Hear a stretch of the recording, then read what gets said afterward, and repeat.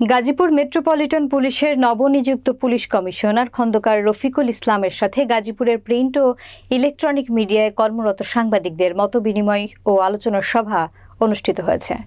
গাজীপুর প্রতিনিধি আব্দুল কুদ্দুসের প্রতিবেদনে দেখুন বিস্তারিত। রবিবার বেলা 11টায় জিএমপির কনফারেন্স রুমে এ মতবিনিময় এবং আলোচনা সভা অনুষ্ঠিত হয়। এ সময় উঠে আসে ট্রাফিক অব্যবস্থাপনার সচলকরণ, মাদক নিয়ন্ত্রণ, দখলদারিত্বের সাথে পুলিশ কর্মকর্তার ভূমিকা ও 5 আগস্ট বিকেলে কোনাবাড়িতে পুলিশের গুলিতে নিহত হৃদয় নামে এক যুবকের মৃত্যুর রহস্য।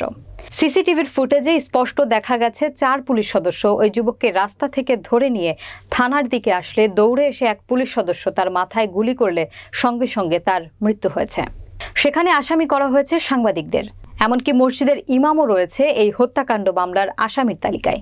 হত্যাকারী পুলিশ সদস্যকে গ্রেফতার করা হলেও হুকুমদাতাকেও গ্রেফতারের দাবি জানান সাংবাদিকবৃন্দ। এছাড়াও সমসাময়িক নানা সমস্যা তুলে ধরলে নবনিযুক্ত পুলিশ কমিশনার মনোযোগ সহকারে শোনেন ও পর্যায়ক্রমে সমাধান করার আশ্বাস দেন।